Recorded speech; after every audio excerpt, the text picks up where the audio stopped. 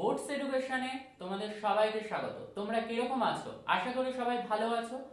তো তোমাদেরকে ভালো থাকতে হবে, কারণ তোমাদের মাধ্যমিক পরীক্ষা খুব তাড়াতাড়ি খুব সামনে চলে এসেছে। তো মাধ্যমিক পরীক্ষার জন্য তোমাদের স্কুল থেকে যে টেস্ট পেপার দিয়েছে, তো সেটার সলভ আমাদের চলছে। তো আজকে আমরা পরবর্তী টেস্ট পেপারের কোশ্চেন সলভ করব। তো সলভ করছি আমরা কি দীর্ঘ উত্তর ভিত্তিক কোশ্চেনগুলো। তো চলো আমরা শুরু করি আজকে টেস্ট পেপার সলভ করা। আর তোমরা যদি এই ভিডিওটা ইউটিউব প্ল্যাটফর্মে দেখে থাকো, তাহলে তোমরা ভিডিওর নিচে দেখো লাল কালারের সাবস্ক্রাইব বাটন অপশনটা আছে, সেটাকে ক্লিক করো এবং অল অপশনে ক্লিক করে রাখো। তো আমি যখনই ভিডিও ছাড়বো তার নোটিফিকেশন সবার আগে তোমার কাছে পৌঁছে যাবে। আর তুমি যদি এই ভিডিওটাই ফেসবুকে দেখে থাকো, তাহলে চটজলদি চলে যাও ইউটিউবে গিয়ে বোর্ডস এডুকেশন বলে সার্চ করো এবং বোর্ডস এডুকেশন কে তোমরা সাবস্ক্রাইব করো এবং ভিডিও দেখে তোমরা তোমাদের কমেন্টস এবং লাইক দাও।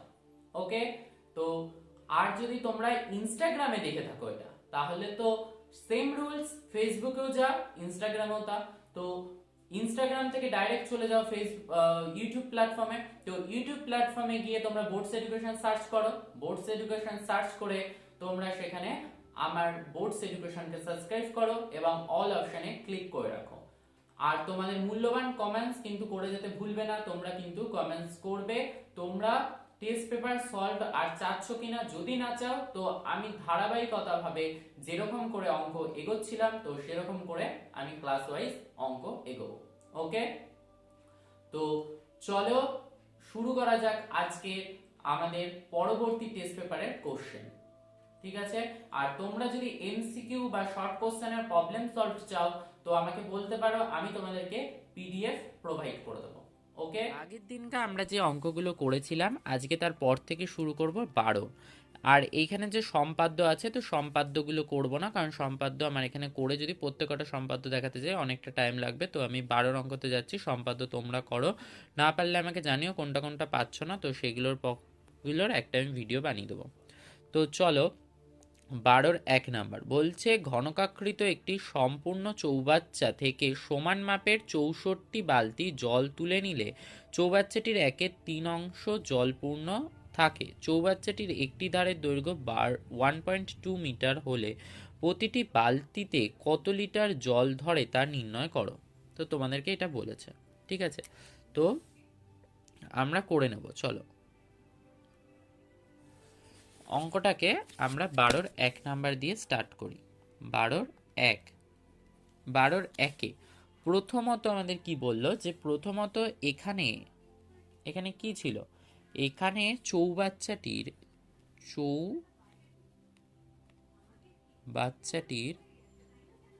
চৌবাচ্চাটির বাহুর দৈর্ঘ্য কত, চৌবাচ্চাটির বাহুর দৈর্ঘ্য কত বলেছিল, যা পেনের কালি শেষ।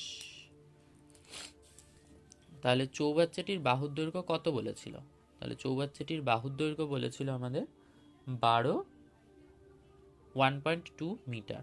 তাহলে 1.2 মিটারকে আমরা ডেসিমিটার নিয়ে যাই, কারণ বাকিগুলো আমাদের ডেসিমিটারে রয়েছে, মানে অ্যান্সারটা কে আমাদের ডেসিমিটারে আনতে হবে। তাহলে এটা হচ্ছে 12 ডেসিমি হয়ে গেল। 12 ডেসিমি হলো। অতএব চৌবাচ্চাটির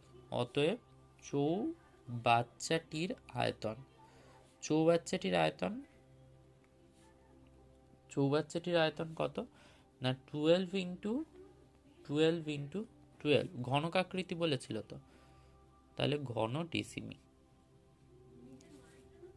ঠিক আছে, তাহলে কত হবে না, 3টে 12-র গুণ আছে, তো এটা আমরা পরে আসছি, আগে আমরা করে নিই প্রশ্নানুসারে কি ছিল, প্রশ্নানুসারে ছিল 64 বালতি জল তোলার পর 64 বালতি জল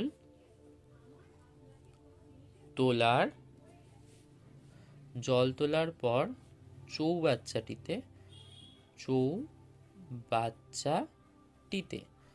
চৌবাচ্চাটিতে কত জল আছে না, চৌবাচ্চাটিতে জল আছে কত, 64 বালতি জল তুলে নেওয়ার পর 1/3 অংশ আছে, তাই কি না। তাহলে অতএব জল তোলা হয়েছে, অতএব জল তোলা হয়েছে কত? তাহলে জল তোলা হয়েছে টোটাল জলের অংশ যদি 1 অংশ ধরি তার থেকে -3 অংশ, তাহলে ইজুকাল টু হবে কি 2/3 অংশ। তাহলে 2/3 অংশ আমাদের জল তোলা হয়েছে, হলো। তাহলে সুতরাং 64 বালতিতে জল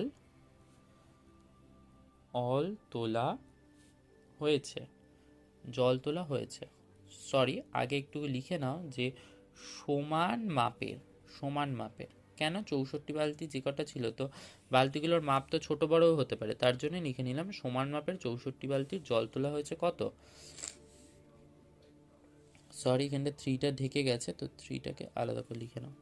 ঠিক আছে, তোলা হয়েছে তাহলে কত না 2/3 অংশ, 2/3 অংশ ইন্টু 12 ইন্টু 12 2/3 অংশ তোলা হয়েছিল কত? এই ঘন ডেসিমি থেকে, ঘন ডেসিমি। তাহলে 2/3 ইন্টু 4, 3 দিয়ে এটাকে কাটলে, সরি 2/3 লিখে দিয়েছি, যে 3 দিয়ে 12কে কাটলে 4 হয়, ইন্টু 12 ইন্টু 12 ঘন ডেসিমি হয়ে গেল। তাহলে অতএব এক বালতিতে যে জল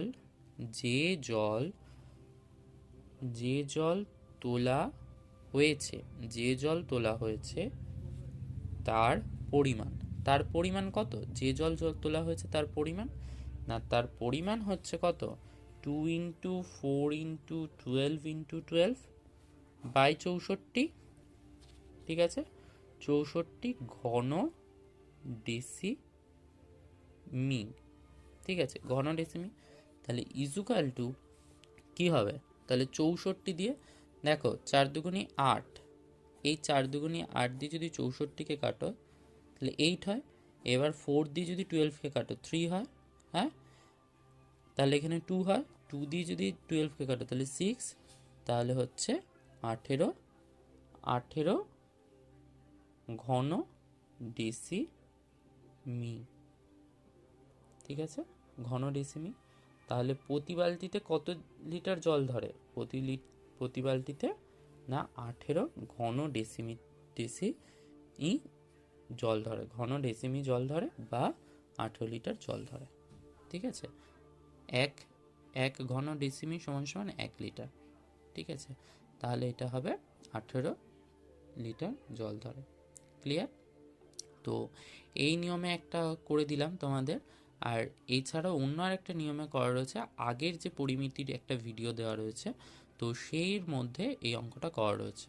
ঠিক আছে, তো সেটা একটা অন্যভাবে করলাম, এটা একটা অন্যভাবে করলাম, তো তোমাদের দুটো নিয়মই দেখিয়ে রাখলাম।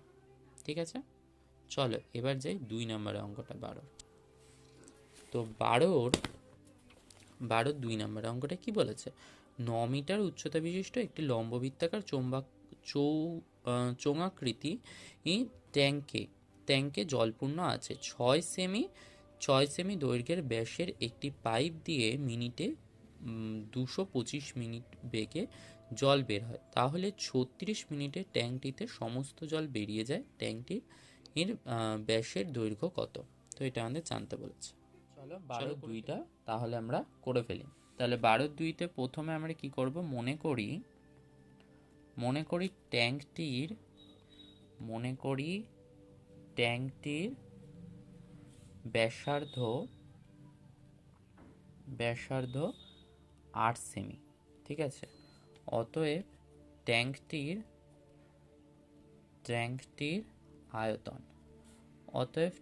আয়তন কত?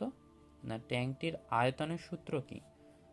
পাই আর স্কয়ার, হ্যাঁ, পাই আর স্কয়ার, তারপর কি হয় এইচ।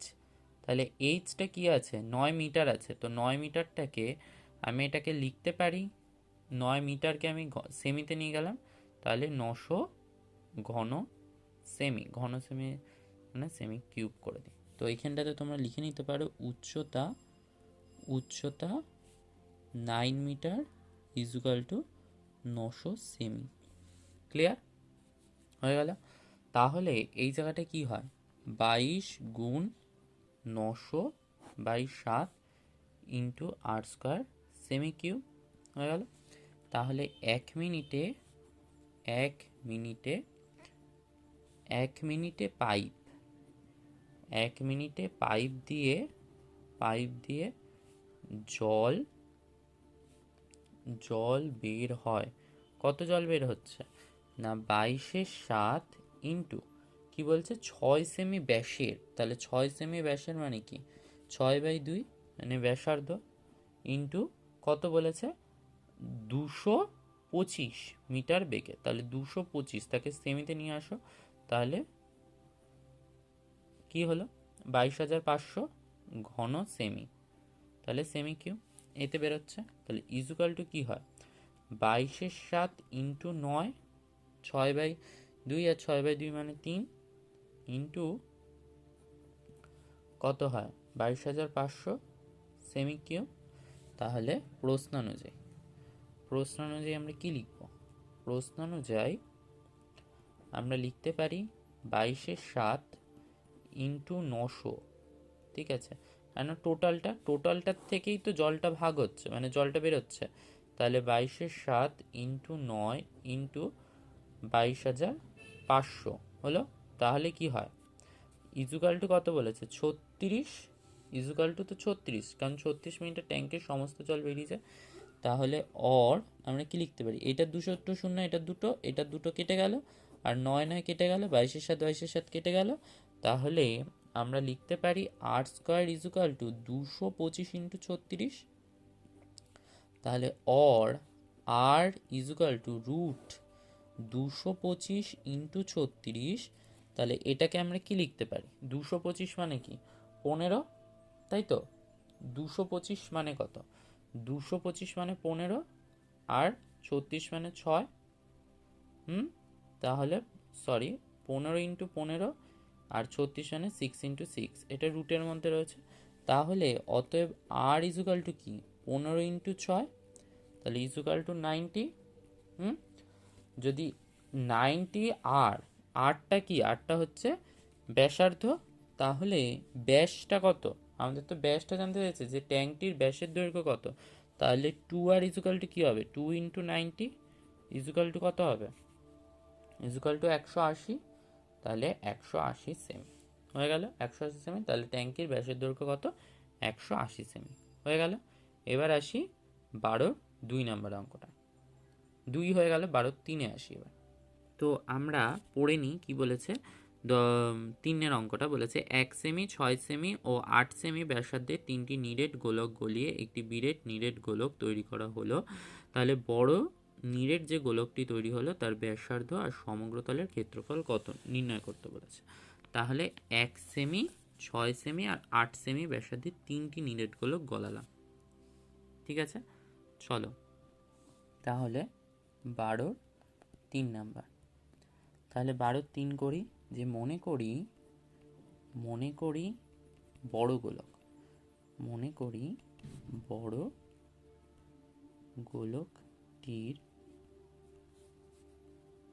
বড় গোলকটির ব্যাসার্ধ কি লিখব না 8 সেমি হয়ে গেল।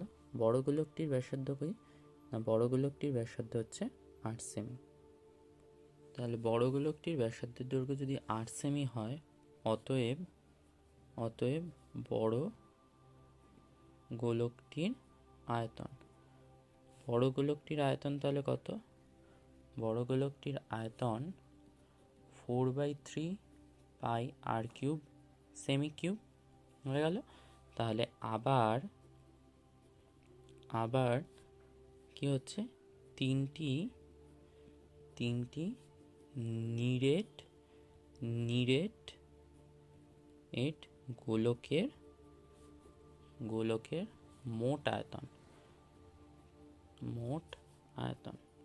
তাহলে মোট আয়তন কি হবে মোট আয়তন 4/3 পাই আর কিউব। তাহলে 4/3 পাই আর কিউব আবার 4/3 পাই আর কিউব হয়ে গেল। এটা কি ঘন সেমি, তাহলে ইজুকাল টু 4/3 পাইটা কমন নাও, তাহলে এটা কি হয় 1, এটা 6 কিউব মানে 216, আর 8 কিউব মানে 512, ঠিক আছে। তাহলে ইজুকাল টু 4/3 পাই, ঠিক আছে, ইন্টু কত হয় 2 আর 6 8 মানে 9, 1 2 5 আর 2 7, তাহলে কত হলো 729। তাহলে 729কে 3 দিয়ে কাটো, তাহলে 3 দিয়ে কাটলে কত হয়, 3 দিয়ে কাটার দরকার নেই, কারণ মানে এটাকে সেমি কিউব করে রাখো। এবার কি করো, প্রশ্ন অনুযায়ী কি এইগুলোকে গলিয়েই তো বড় গোলকটা তৈরি হয়েছিল। তাহলে আমরা লিখতে পারি 4/3 pi r cube equal to 4/3 pi into 729। তাহলে দেখো এখানে 4/3 পাই 4/3 পাই, তাহলে এটা টোটালটা কেটে যায়, তাহলে আর কিউব ইজুকাল টু 729 হলো। তাহলে r equal to cube root 9 into 9 into 9, তাহলে হচ্ছে 9। তাহলে অতএব আর ইজুকাল টু যদি 9 হয় মানে বড় গোলকটার ব্যাসার্ধ কত 9 সেমি। আর সমগ্র তলের ক্ষেত্রফল কি, সমগ্র তলের ক্ষেত্রফলের সূত্র কি, সমগ্র তলের ক্ষেত্রফল ইজুকাল টু কি হবে, তাহলে এটার আমরা কি জানি সূত্র, যে 4 পাই আর স্কোয়ার, তাই জানি তো। তাহলে 4 ইন্টু পাই মানে কি 22/7, তো 22/7 লেখার দরকার নেই, পাই রেখে দাও। আর আর স্কোয়ার মানে কি 9 স্কোয়ার, তাহলে কি হয় 9 স্কোয়ার মানে 81, 81 ইন্টু 4 ইন্টু পাই, তাহলে কত হয় 324 পাই। তো এইটাই হচ্ছে আমাদের সমগ্র তলের ক্ষেত্রফল। তাহলে সেমি স্কোয়ার,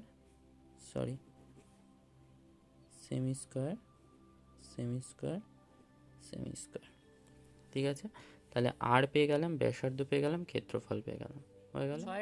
6-4টা বলেছে লম্ববৃত্তাকার শঙ্কু আকৃতির একটি তাঁবুতে 11 জন লোক থাকতে পারে, প্রত্যেক লোকের জন্য ভূমিতে 4 বর্গমিটার জায়গা লাগে এবং বলছে 20 ঘনমিটার বাতাসের প্রয়োজন।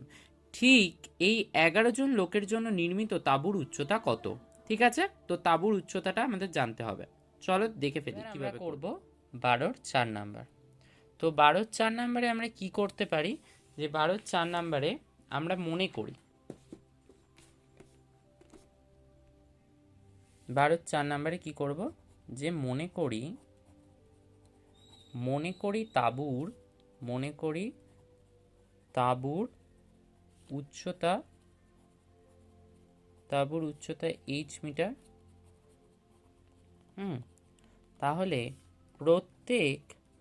প্রত্যেক লোকের ভূমিতে কত লাগছে, যে প্রত্যেক লোকের ভূমিতে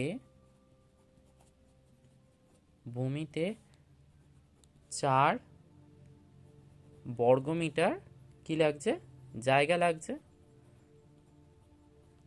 লাগে, 4 বর্গমিটার জায়গা লাগে, হয়ে গেল। দেন এবার কি করব, 20 ঘনমিটার কি লাগছে, বাতাসের প্রয়োজন হচ্ছে। তাহলে 20 ঘনমিটার বাতাসের প্রয়োজন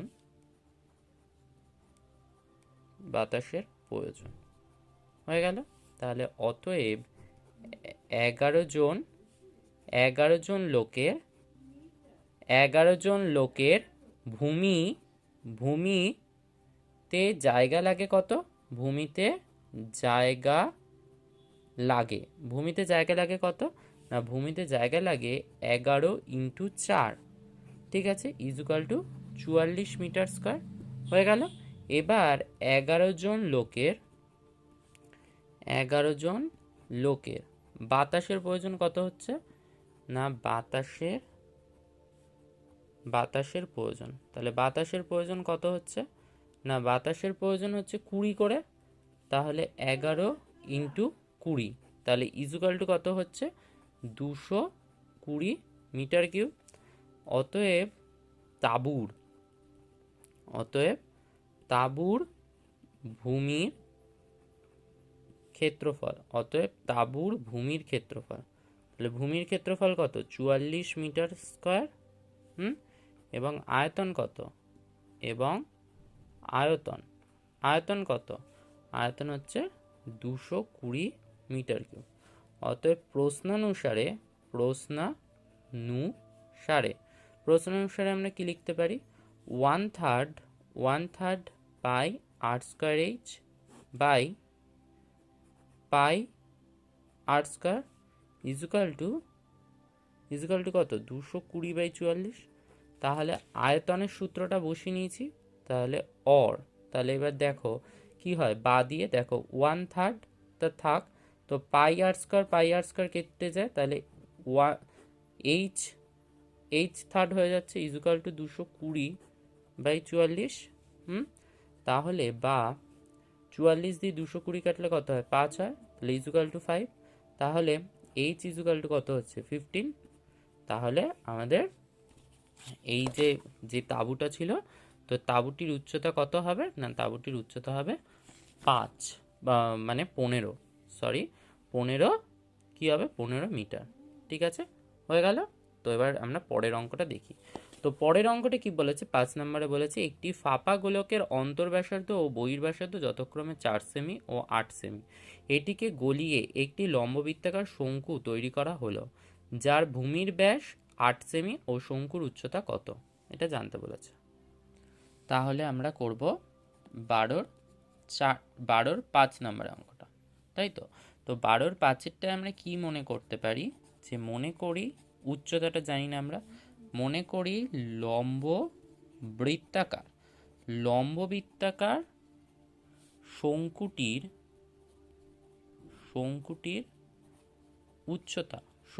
উচ্চতা কত? না, শঙ্কুটির উচ্চতা 8 সেমি।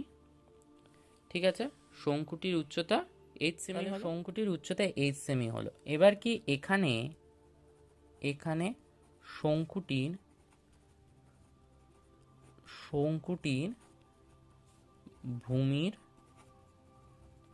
ভূমির ব্যাসার্ধ, তাহলে শঙ্কুটির ভূমির ব্যাসার্ধ কত?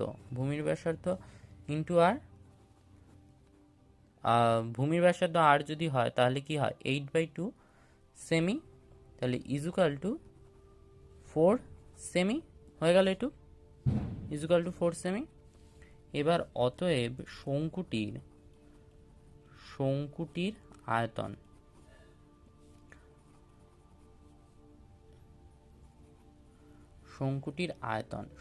আয়তন কি হয়? 1/3 পাই আর স্কোয়ার এইচ ঘন কিউব। তাহলে 1/3 পাই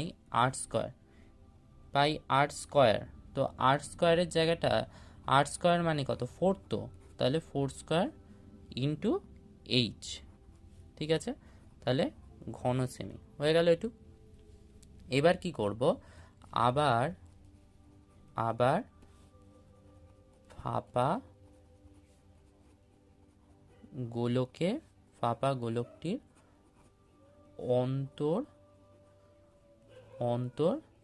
ব্যাসার্ধ কত? 4/2 সেমি ইজুকাল টু 2 সেমি। আর বহির ব্যাসার্ধ কত? বহির ব্যাসার্ধ 8/2 সেমি ইজুকাল টু 4 সেমি। তাহলে এবার কি করব? তাহলে ফাঁপা গোলকটিতে ধাতুর পরিমাণের আয়তন বা ধাতুর পরিমাণ লিখতে পারো। তাহলে ধাতুর পরিমাণ কত আছে? 4/3, ঠিক আছে, 4/3 পাই 4 কিউব মাইনাস 4/3 পাই 2 কিউব। তাহলে 4/3 যদি কমন নাও, 4/3 কমন নিলে কি হয়? 4/3 কমন নিলে 4-এর কিউব মানে কি? 64, আর 2-এর কিউব মানে 8, তাহলে 4/3 পাই ইন্টু 56। ঠিক আছে, ইন্টু 56 হলো। তো এইটুকখানি অবধি কি বুঝতে পারলে যে ধাতু আছে, তাহলে কি 4/3 পাই পাই 56 ইন্টু 56, তাহলে এত সেমি কিউব, মানে ঘন সেমি রয়েছে।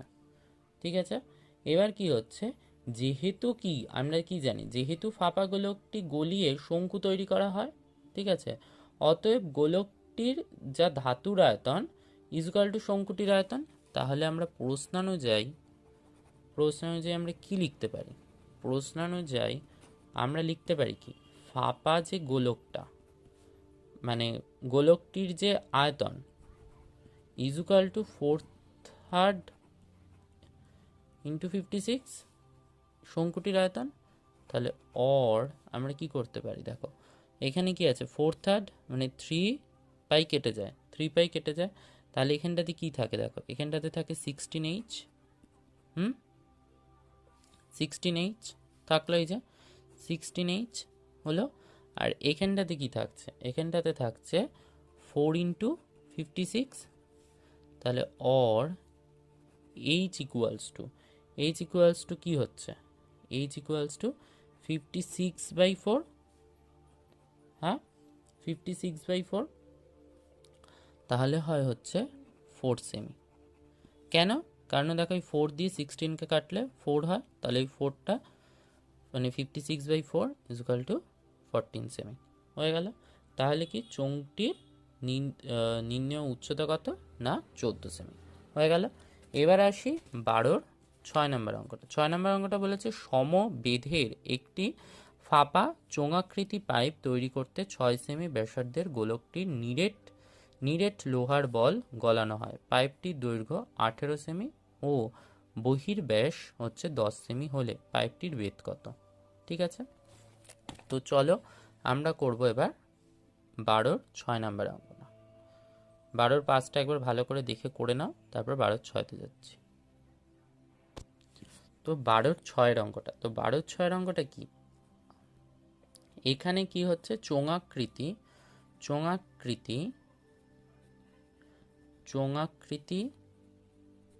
পাইপের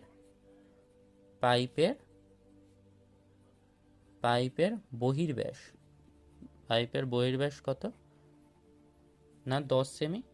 ঠিক আছে, তাহলে অতএব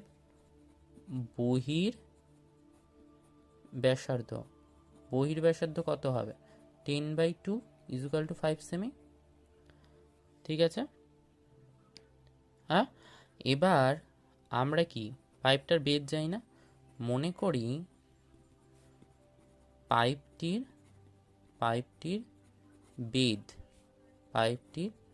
বেধ কত, x সেমি হলো। এবার অতএব পাইপটির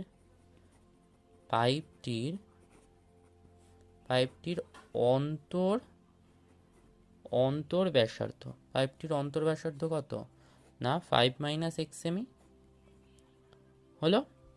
তাহলে কি করতে পারি, অতএব চোঙাকৃতি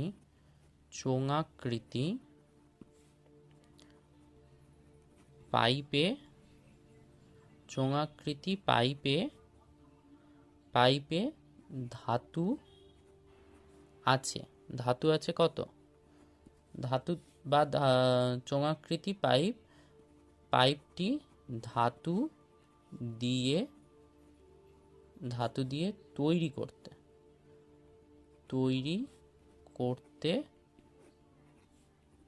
ধাতু লাগে, তাহলে কত হচ্ছে, তো এটাকে পাই r² ইন্টু 18r²h, মানে দৈর্ঘ্যটা কি, দৈর্ঘ্যটা হচ্ছে 18, আর প্রস্থটা তো আমরা জানি না, তাহলে এটা কি হবে পাই ইন্টু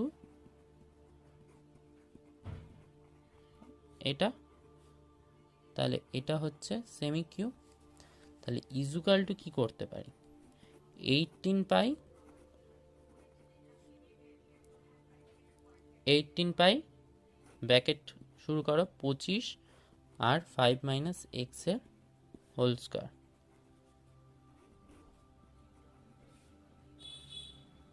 ঠিক আছে, এইটাকে সেকেন্ড ব্র্যাকেট দাও, এইখানে থার্ড ব্র্যাকেট দাও, তাহলে সুবিধা হবে। সেমি কিউব তাহলে ইজুকাল টু কী হবে 18 পাই, তাহলে 25 মাইনাস এটাকে সূত্রে ফেলো, তাহলে 25 minus x square plus 10x semi cube হয়ে গেল। তাহলে equal to 18 pi 10 minus x square, কেন দেখো প্লাস 25 মাইনাস 25 কেটে গেল, ঠিক আছে।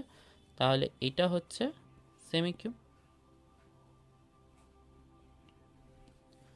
তাহলে 6 সেমি ব্যাসার্ধের 6 সেমি ব্যাসার্ধের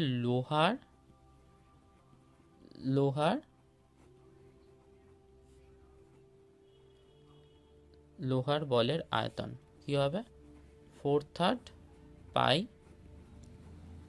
আর কিউব, এটা হচ্ছে কি সেমি কিউব হবে।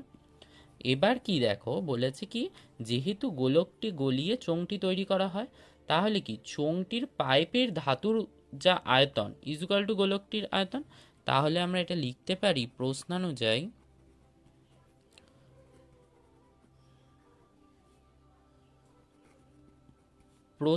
আমরা কি লিখতে পারি 18 পাই ইন্টু 10 পাই 10x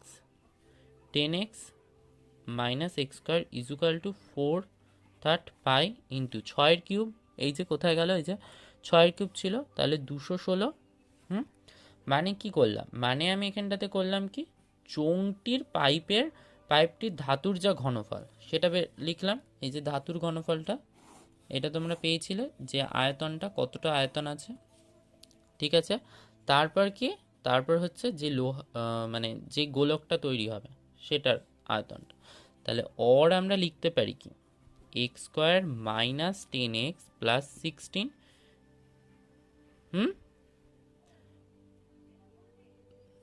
ঠিক আছে, আমি একবারে স্টেপ জাম্প দিচ্ছি না, তো আমি আগে করে দিই অঙ্কটা তোমাদেরকে করে দেখাই। তাহলে আমরা কি করতে পারি 10x, তাই তো। এখানে আগে দেখো 18 পাই আছে, তাই তো। এখানটাতে কি হচ্ছে দেখো 10x মাইনাস এক্স স্কোয়ার, তাই তো।